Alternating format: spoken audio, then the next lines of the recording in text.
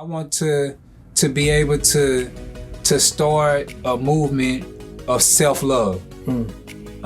And if I could do that, if I can make people understand that it's okay to be happy, it's okay to be at peace, it's okay to have mental clarity, it's okay to heal yourself, it's okay to understand who you are and who you want to be and how you want the world to perceive you. That's what Blakcard is all about.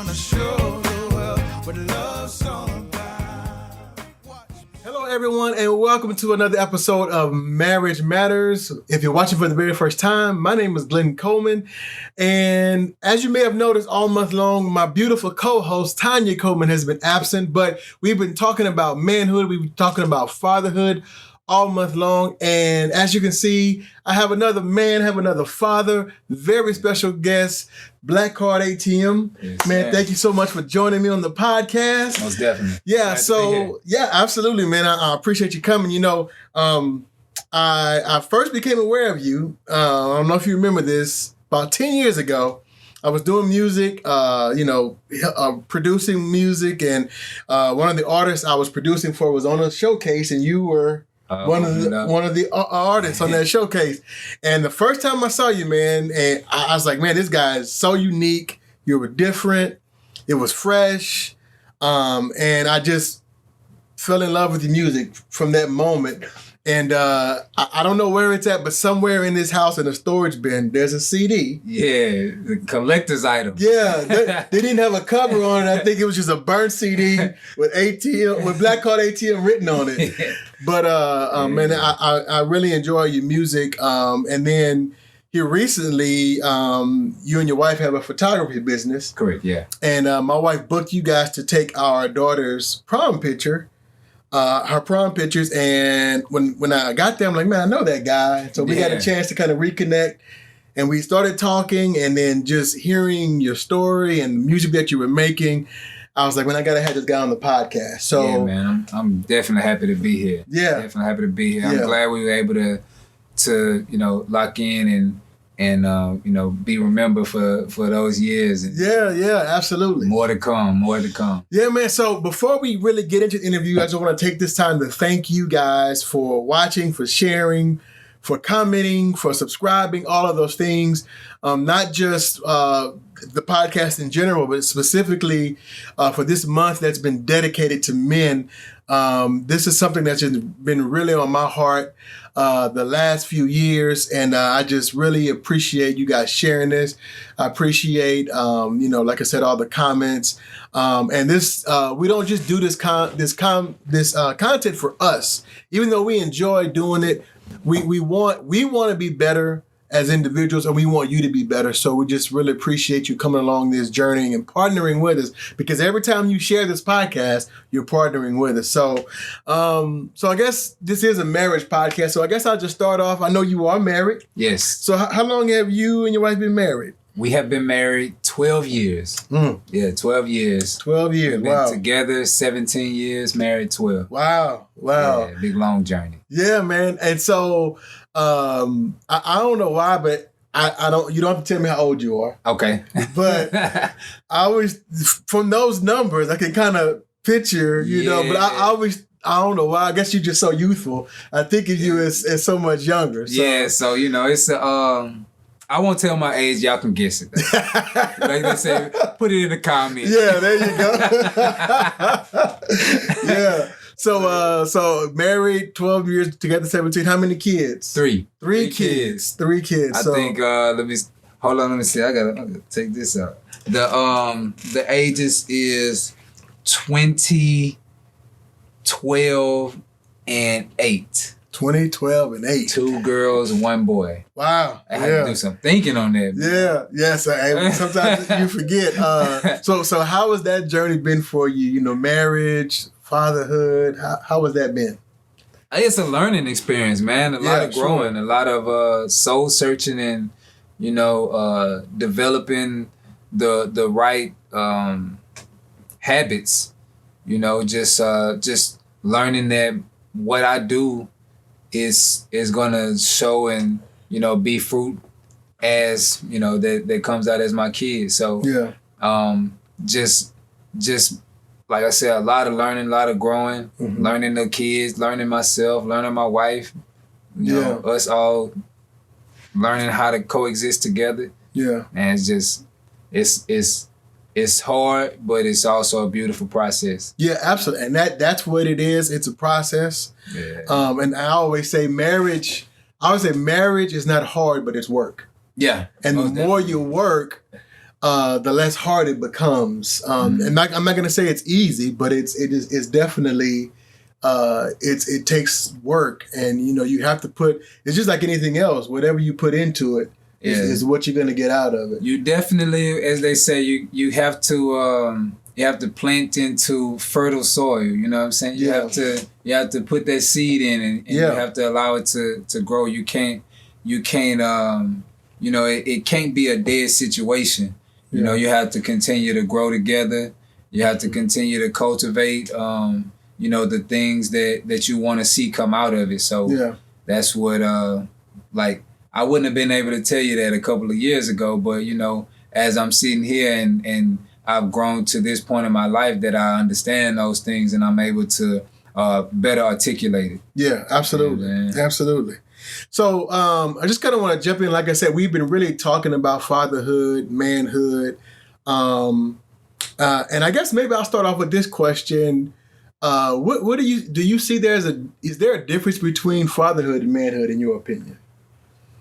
I think it's pretty much the same. Okay. You know what I'm saying? Because as a man, you just have to, I was taught you have to make a decision and you have to deal with your consequences. Mm-hmm. So if you make bad decisions, you get bad consequences. Mm-hmm. You make good decisions, you get good consequences. Mm-hmm. And that's what being a man is. Mm-hmm. That was I was talking. Yeah, absolutely. So, and that kind of correlates to being a father. Mm-hmm. You know what I'm saying? Like as a man, you're still the same man being that father. Mm-hmm. So some people say, don't do as I do as I say. Mm-hmm. But it's conflicting. Yeah. So the man that does what he says, is that right? Did I say that right? Yeah, the man who does what don't do it. Yeah, the man. Whatever y'all know what I'm talking about. Yeah. But trying to be deep. But but the man that also practices what he preaches. There you go. Yeah. Gets results. Yeah. Gets a different type of results. Mm-hmm. So the kids watching, the kids they may stray away, mm-hmm. but at the end of the day, that man that was there, if he was steadfast in what he truly believed in, mm-hmm. and was showing and telling, mm-hmm. then he has to be okay with whatever comes with comes out of the fatherhood situation, because he's going to be dedicated there as well. Yeah. So speaking of fatherhood, let's talk about fathers, and so talk a little bit about your relationship with your father, because I know as a man and as a father now, a lot of who I am today has a lot to do with my father. Mm-hmm. And so what was that relationship like between you and your father? I had a long distance relationship after a certain point, because my mom and my dad divorced mm-hmm. when I was young. So around first grade, I remember moving from Minden to Grambling, and from there I had a distant relationship with him. So, but I do remember that he taught me a lot of tough lessons. Mm-hmm. That I had to earn what I got. Mm-hmm.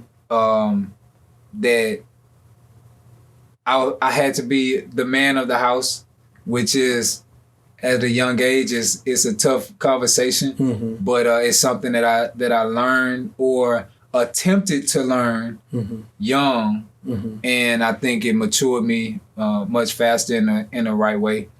And you know, I just learned a lot of valuable lessons. You know, just from the type of situation that I was born in. Yeah, and that's really good because I you know, you talked about, you know, you and your mom and your dad divorced, but that still didn't stop your dad from being a part of your life. Right. And I see that play out a lot of times with divorce, and you know, that's one of the things that, you know, I've talked to people before, and you know we've had that conversation about, you know, your relationship with your ex doesn't have anything to do with your relationship with your kids. Yeah. And that, you know, fathers serve a specific and an important role in the lives of children.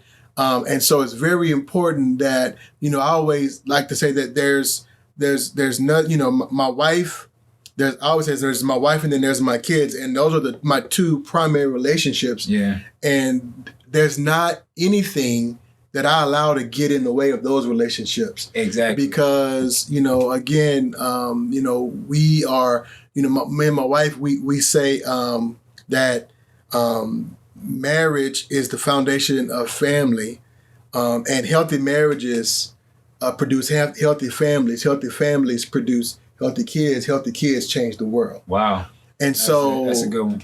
Even if the marriage maybe doesn't work, that still doesn't change. That's still your kid. Yes. So I guess I don't want to talk too much. I want you to talk more in the relationship.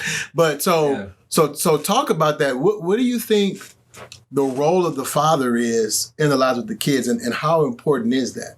Man, the father is a foundation, like you said a second ago. That piece that comes in and, you know, doesn't necessarily have to scream and holler, but gets that maximum level of respect, and, you know, is just that one that keeps everything, is the foundation, the glue, the one that everyone can look to when things are going astray or whatever, you know. Sure, like everybody should be able to go to dad, to the father, or, you know, and feel secure. Yeah. You know, feel like everything is gonna be all right. So, you know, each parent has a unique role, but the father is definitely one that validates security, even when, you know, things may not be, you know, the best situation.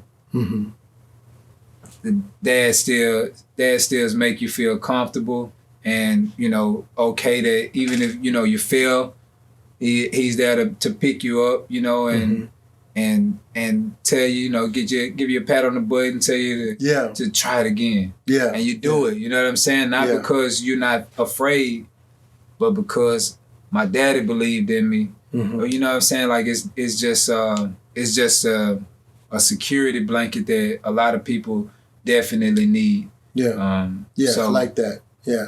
Yeah. And my wife, she says that a lot, that, you know, that fathers are, she shared a video the other day, fathers are important. So yeah, thank you. Yeah, definitely. Thank you for sharing that. You know, because let me say it like this. Like, okay.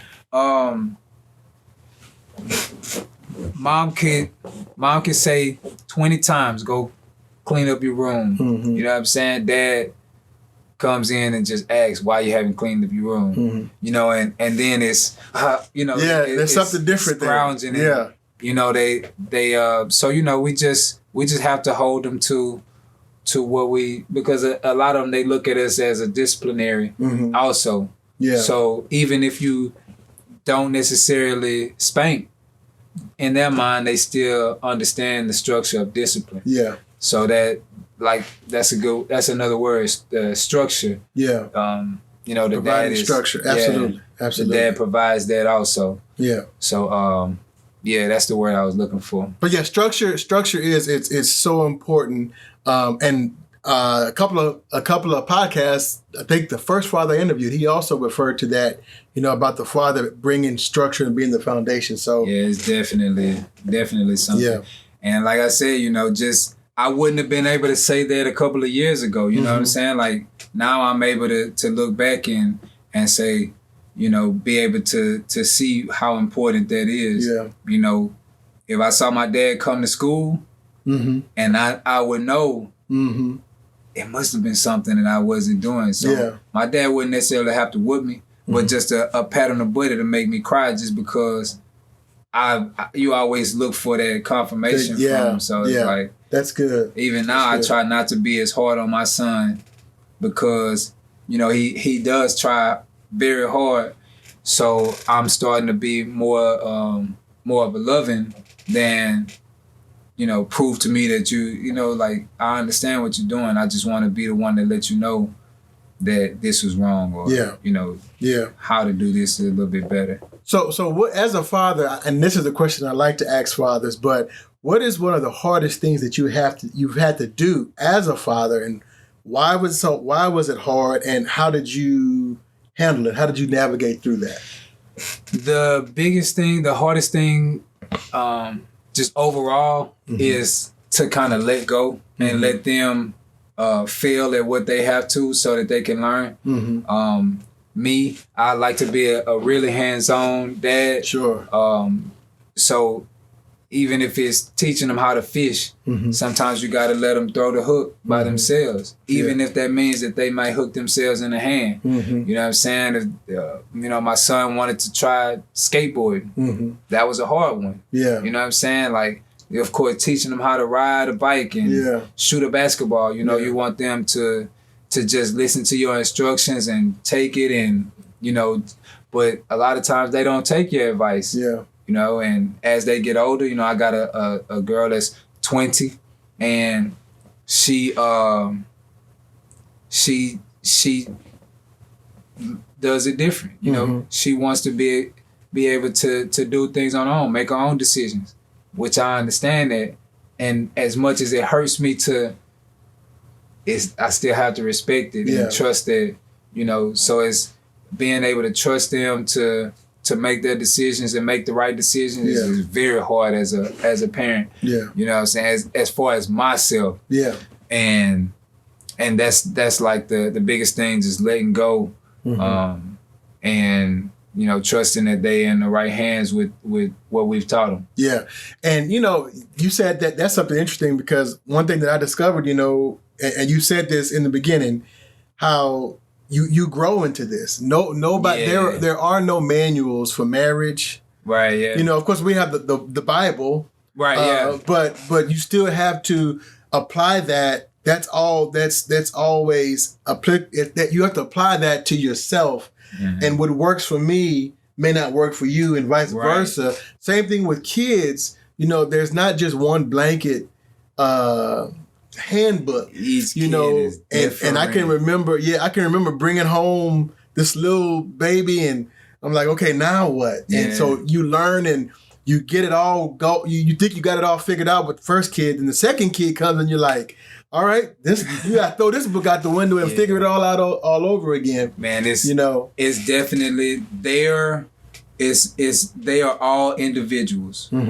Once you learn this one, you have to literally learn the next one. Yeah. And because they all learn different, they all are individuals. They all want to, you know, you can't take the same way you rear the first one and apply it to the second one. Yeah. Because this one might rebel, and the third one might just sit there and is the sweetest thing in the world, and you can't really rear them tough because it's gonna break them. Yeah. You know what I'm saying? So it's like each one of them, you just have to understand who you're dealing with, what their needs are, and just try to learn them and grow with them. Yeah. Yeah. And and it's hard. It's hard because, like, I thought that, you know, if I tell you that once, I'm not gonna tell you again. Yeah. That don't work. Yeah, it doesn't. I mean, it does to an extent, but, you know, like, these kids nowadays, they have feelings, they have emotions, they talk, and, you know, even when they're in the school, the teachers can't just tell them this is what I said, and you got to be quiet. That doesn't work. Yeah. You know what I'm saying? A kid shuts down, you don't get anything from them. Yeah. You failed that kid. You You know what I'm saying? So it's like, as parents, we can't fail our kids and let them grow up bottling everything inside and not having a voice to talk and legs to stand on. Yeah. And I tell you that, again, speaking for myself, that's something I had to learn because, you know, I wasn't raised that way. Yeah, you know, and not and my parents know. My mom, she watches this podcast every week, so she knows. But I mean, they did what they knew to do. But you're right. You know, as parents, just like everything else grows and evolves, we have to do the same thing. And you're right. These kids nowadays, it's not enough for you to tell them to do something. They have to know the why behind. Yeah. You know, and initially, as a parent, is because I said so. That's the why. But I quickly learned that, you know, the more I tell them the why, the easier it is for them to do the what, you know. The why is easier for them to apply. Did you see that? I see you. So you're a lyricist, you know. You know how to you're a wordsmith. Yeah. When you said why, I was like, why? Yeah. So go ahead. When they're younger, the first question that they're asking is why. This is true. Go sit down. Why? Mm-hmm. Because I said so. Yeah. And then I realized as they get older, they'll stop asking you why. If you tell them long enough to stop asking me why, it's not that they questioning me. It's just that they want to know. Yeah. So now I want them to know, and sometimes it feels like they're not listening. It's like, I'm just trying to explain to you why. And so it's, man, when they asking why, let them encourage them. Encourage the why. Yeah. You know what I'm saying? Like one of my friends, Mark Dunlap, let them stay curious, because I think that's something that, you're right, I think it gets broken in some kids. Yeah, for real. The curiosity. And that's part of being childlike. It's being curious and learning. And so learning how to, you know, be able to process through all that stuff, the processing through the whys. And so, you know, one of the things that I really want to talk about, you know, and I don't know if I guess I mentioned this in the beginning, but you are a music artist, along with a lot of other things, and maybe we'll get a chance to talk about some of that as well. But you have this new song that you released about 2 years ago. And it's called, Drive Safe? 2 months. Now, I did release Drive Safe about 2 years ago. Okay. Then now I have Tears that I released about a month ago. Okay, yeah. So Tears, I really want to talk about that. And Tears stands for? Traumatic experiences are real scars. Okay. So talk to us a little bit about that. You're like, how did you come up with that concept? And, you know, what is that all about? So, about 2 years ago, it may have been 2 or 3 years ago, my brother-in-law was in a single car accident. He lost his life in that accident. And what I saw was how my family dealt with that. And it was definitely traumatic. It was definitely a ripple effect in the way we processed different things moving forward. And me being, you know, the artist, and me being just observant of everything, I was able to take that different that pain that everybody was feeling, and I wanted to write about it and make it a piece of art that everybody will be able to apply to the level of trauma that they felt. So what I did was I went in, recorded that song, and as I was shooting the music video for it, I realized I didn't really have a campaign idea. I didn't know which direction I was going with promoting this song, but I knew that it was something that was important. And what I realized was, as I was looking at applying the idea to a large amount of people at one time, I thought about, I used the word tears, and that was the word that stood out the most. So I titled the song Tears, but then I was like, tears has to mean something. And one day I just kept thinking about it. It was just on my mind, so heavy. And I came up with the acronym, Traumatic Experiences Are Real Scars. And that really meant that whatever we're dealing with, we have to have a way of healing ourselves, you know what I'm saying? So that's the reason why it's almost like it was given to me, you know what I mean? Because therapy, counseling, talking about our emotions, crying. These are all things that within our culture, within our community, are looked down on. Yeah. So I wanted to make it, a cool thing, at least create the conversation that we'd be able to start some healing from just the conversation level. Yeah. And once we're able to have the conversation about it, then maybe we'll be able to start applying some of the ideas and on a large scale to really see us as a collective start to really take off and shoot for the stars. Yeah.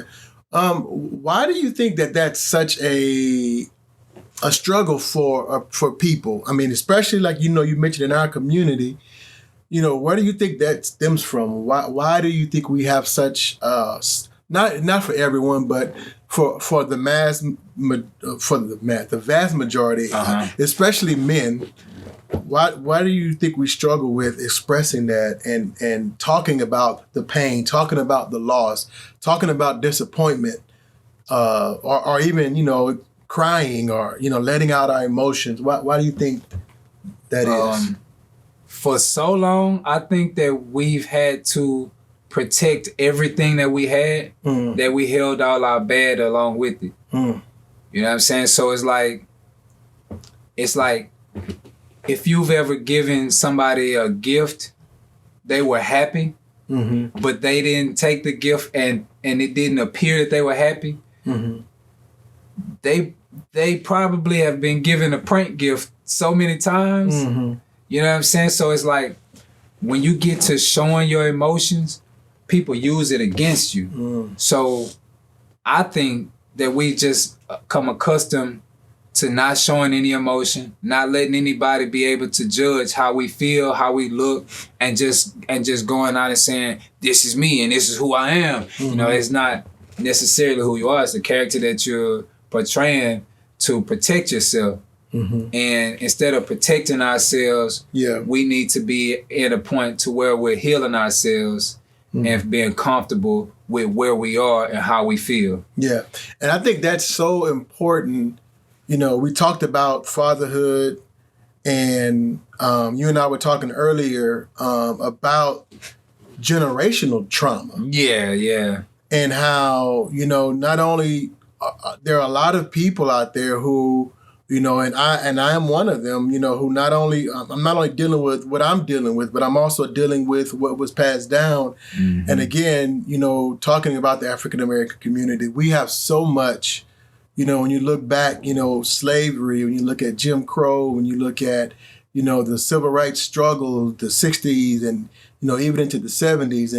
And still today, some of the things, with the police shooting, mass incarceration, job shortages, and then you boil all that down to what we're going through in this community, the Southwest Louisiana, with the hurricanes and the pandemic and just so much, it can be a lot. It can be. It can be a lot. And, I've talked with so many men, and man, I could literally see the frustration. I see the disappointment, the anger. It's like all bottled up. And you ask them, man, is everything okay? You want to talk about it? I was like, oh, I'm cool. I'm straight. It ain't nothing but a thing, You say, I can't complain. And I guess my question is, why not? Yeah. Why not? And so, you mentioned, I'm so glad that you mentioned that, mentioned therapy. My wife is a licensed counselor, and that's one of the things that we're trying to break down is that stigma of therapy and of counseling. And it's not, it's everyone. I believe everybody needs somebody. Yeah, of course. And just the same way we're able to sit here and have a conversation, and as an artist, I get different platforms to go on and talk and be able to get different emotions out that I feel, or just have conversations out that are uncomfortable normally for people to have.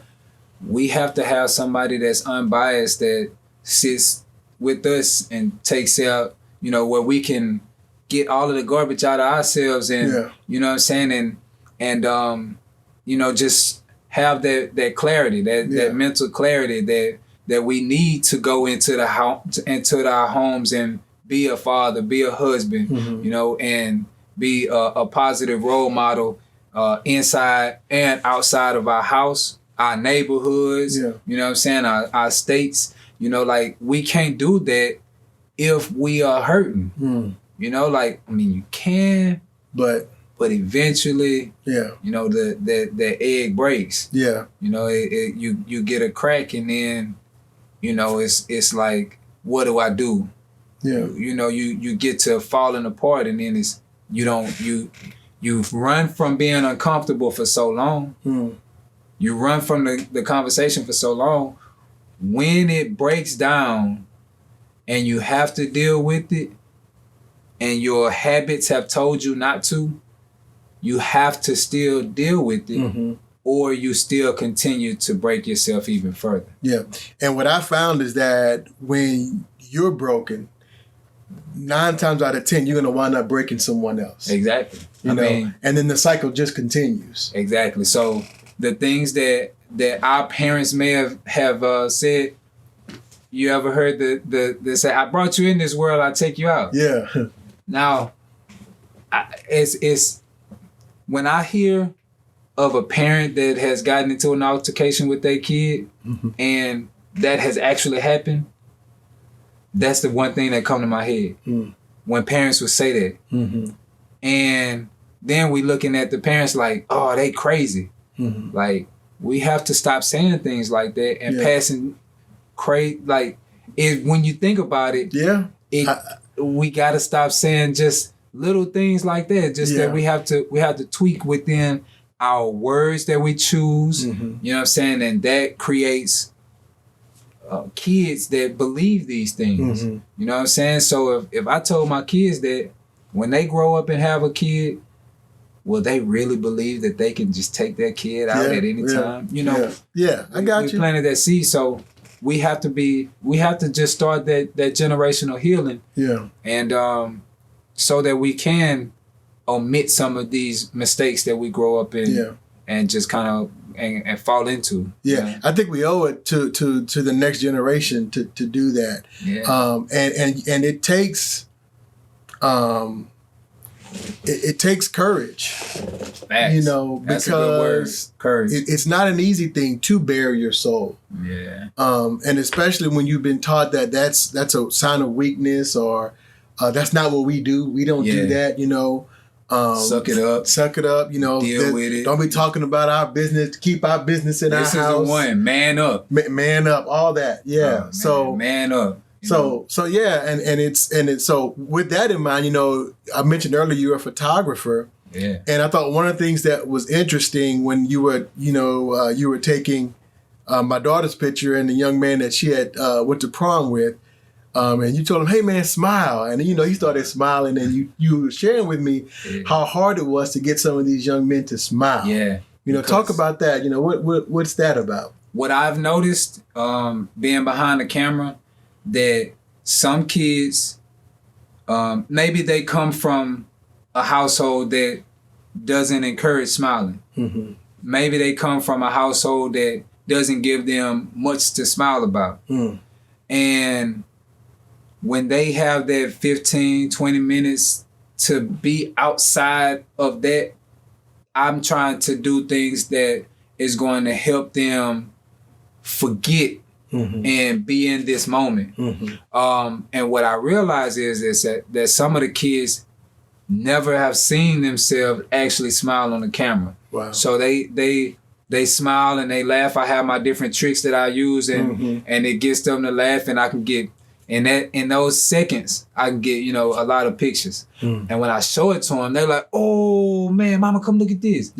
They don't even realize. They're like, "Oh man, that's really kind of dope." They don't realize what they look like when they smile. So it's, for me, I enjoy it because that's a therapeutic moment for these kids. And then once they get a chance to see themselves smile after we've had our session, I'm able to take a few moments with them, you know, just to put a bug in their ear, man. Smile, bro. You know what I'm saying? It's okay. Yeah. You know, like nobody, like people seeing you smile, and it's weird that people look at you laughing, look at you smiling, and have something negative to say about it. Mm-hmm. So, you know, I get a chance to just kind of put a bug in their ear, like, man, you know, 20, 30 years from now, you're going to be able to look at this picture and appreciate it. Yeah. You know, so just continue to take that with you, man. You know, don't be afraid. Yeah. And yeah.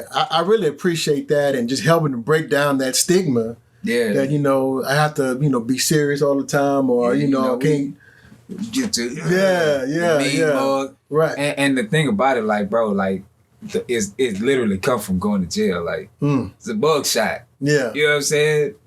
You go mean mug shot. Wow, like, I never thought about it. Yeah. Like, you know what I'm saying? Like, yeah. It's like, man, smile, bro. Yeah. You know what I'm saying? Because, you know, like my uncle told me, you know, being a man, manhood is making a choice and dealing with your consequences. Mm-hmm. You know, like, so when you fail, you make a mistake or whatever, you know, like, don't beat yourself up. You know, don't just sit around and mope in it. Best thing you can do is just pick yourself up and learn from it. Yeah. So and I say that just thinking about, you know, jail and stuff like that, you know, that's not the end of the road. A lot of people deal with it and learn from it and move forward, but at the same time, you don't have to. Yeah. You know what I'm saying? Like, you don't have to. You can get the healing, you can get the clarity you need, you can move on and skip that step in your life. Yeah. You know what I'm saying? So it's like for some of the kids, they feel like that's a road. All right, so check this out. I never said this before out loud, bro. When I was younger, bro, yeah, I thought I would be in jail at 18. Wow. Why? My grandfather is a pastor. My grandmother, you know, all of these people, like, they do all kind of positive things in the community. Mm-hmm. You know what I'm saying? Like, what made me think that going to jail was what I was supposed to do? Mm. Like, but the one thing my mama told me, and I never told this to her, but she always would tell me, if you go to jail, I ain't come and get you. Yeah. I think that all our parents told us that was scary enough for me. You ain't come and get me? Yeah. You know what I'm saying? My friends, they going to jail and they mama come and bail them out. But me, you gonna leave me there, mama? Yeah. So I was like, that was traumatic enough for me to keep my head on straight and you know, not. And so luckily I never went down that road, but I did go down the road of not smiling, you know, feeling like that I had to be hard to, and then once I realized that I'm going down this path, and the people around me that aren't even doing none of this stuff, they acting like they hard and this and that, and everybody just putting on this act. So I was like, man, I'm about to be myself. Yeah. And once I got to that point in my life, man, I've been going like this ever since. Yeah, you know? Authenticity. That's being our true authentic selves. And you know, but all the stuff you talked about earlier, it's all it's not based in reality. Yeah. You know, and those stereotypes, I think, are pushed on us. And, you know, we think that we have to, that's the standard that we have to live up to. But you know, I think, you know, for you, that's one thing I appreciate about you is even when you look at your music, you look at your style, you know, everything about you, it's not the stereotypical hip hop artist or R&B artist. I don't know. I don't want to put you into a box, but I think that's what makes you so great and what makes you so unique and what has sustained you for having such a long career in this is that you are okay with being yourself. And, you know, I've saw you, I went down your social media and I've never seen anything where I saw you trying to fit into any other box other than the Blakcard ATM, you know, box. And learning myself was a part of it. You know, knowing what I wanted to get out of life, knowing what I wanted to do with music, knowing how I wanted my kids to appreciate music, just knowing how, when I looked at the music that I was making 20 years ago, and I saw how the kids that were coming up after me looked at me, that's what changed that changed me. So when I would go into the mall and stuff, and the kids would come up to me and they would want to take pictures with me and stuff, and I was like, man, this is a big responsibility that you think that, oh, I'm just telling stories. I'm just telling about, you know, what I see. But you telling about what you see, you telling about, you know, the different things. It's relaying to these kids that it's cool to do it. And I had to realize that I was probably setting a bad example for a lot of people. And I didn't want that on my conscience once I got older. All these kids, at one point in my life, I went into the studio and deleted everything that I had. Wow. I deleted everything. I tried to go on YouTube and delete as much as I could. And I started over. And from that point on, it was a conscious effort to be the person that my grandfather was in the community, that my grandmother was in the community, that, you know, my family was, that were the pillars in my life, was in the community. And that's what you see now with Blakcard, still trying to live up to that legacy and to keep pushing so that my kids can understand that, you know, it's okay to be a good person. You know, it's okay to laugh and smile. You know, like I was saying earlier, like what's the words they gonna say? Look at them boys over there doing all that laughing and talking, cheesing each other's faces. Which is, you know what I'm saying? Which is crazy. Like you said, how am I doing something positive and you're giving me a negative?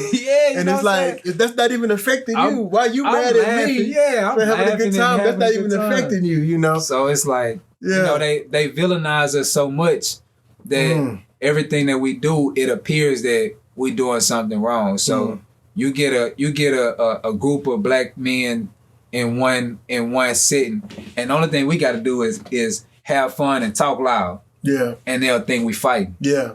You know what I'm saying? Like if we sitting up here somebody across the street, or, you know, looking out, they gonna be looking like, man, look at them. Look, they over there. They go assume everything we do is negative. We just over here laughing and talking, you know, being ourselves. That goes back to that trauma, you know, that, you know, a lot of times, especially we as black men, because I can remember I was at McNeese and we were doing that in the parking lot of Burger King, just hanging out. We had bought food. And we would sit after we finished. We were outside talking. And all of a sudden, we're surrounded, and we're like, "Whoa, what is what was going on?" But that goes back to. And then they come and say, "Why you nervous?" Yeah. Well, because I'm surrounded by police, you know. But that goes back to that trauma, and that's why it's so important. Yeah. I think this song that you made is so important to bring awareness, and you released it in May. Yeah, which is Mental Health Awareness Month. Yeah. So I really appreciate you. So I want to show the video for Tears, but before we do that, just talk about what's the impact you want this song to have. So when you watch this video, I want you to understand that a lot of times we are in roles, jobs, relationships, whatever it might be, that we feel. Maybe we feel stuck in. Maybe we feel like there's no growth in it. So I want you to understand that we have to take what we have, and we have to be able to express ourselves in a positive way. Because in the video, I'm doing a lot of stuff that's frustrated. I'm doing things out of frustration, but you don't have to get to that point in the things that you do. Whatever you do, just be patient, have a plan, have a goal. And at the end of the day, as long as you be true to who you are, everything will work out for its good. So that's the idea behind the video, and that's what I wanted to portray. You know, I just used being at work as the storyline, but it applies to a lot of different things. So you can apply it to whatever it is, whatever you apply the video to, you know, drop us some comments, let us know so that we can, you know, appreciate your version of that you got from this video. Okay. All right, well, here it is, Tears. Tears all in my eyes, I can barely see, barely see, barely see.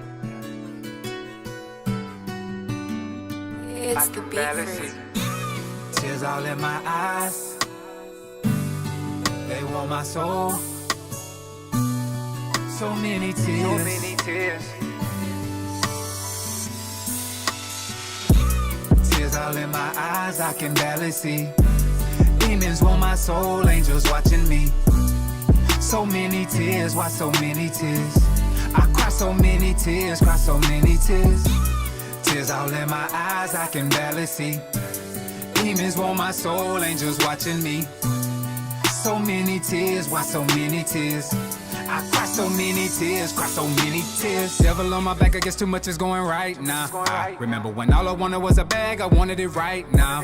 Yeah, fast money, slow progress. Angel on my shoulder, what's next? No love, trying to get blessed. So tell me, is it God trying to test me? Yeah, going nowhere fast, my friend. The direction you going in will not last, it ends. Friends come and go, money running slow, you better, you little did you know. Other side of sunny, everything you wanted, right in your palms, you just had to grow. Hey, you just had to know what worked and what don't is factual. Can't fix what you don't think is broke. Dream big, don't break, stay woke.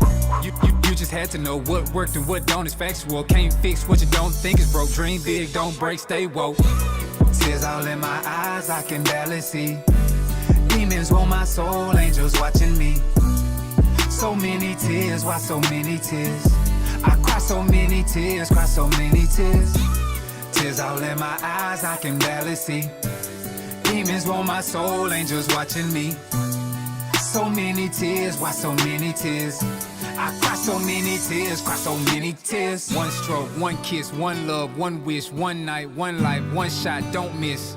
Hope I'm not here alone. Last chance, top list, buy that, watch this, try that, not this. Move fast, think swift, be present, it's a gift. Skip to my loo, my darling. Skip to the point, skip to the good part. Trips in the dark, flips when I thought money got me smelling like I can't do wrong. I can't get it out my system. Could I be a victim?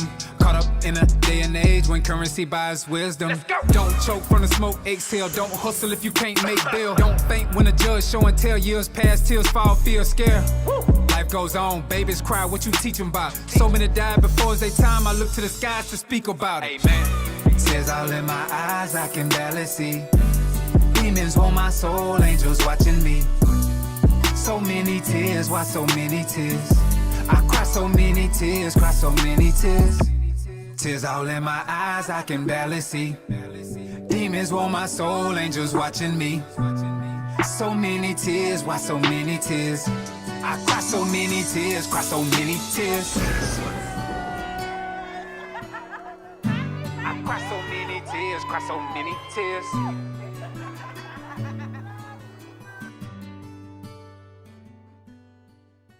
So man, that was a great video, you know. Appreciate it. So the artist in me, the filmographer, the videographer, yeah, it looks beautiful. I mean, the imagery is just phenomenal.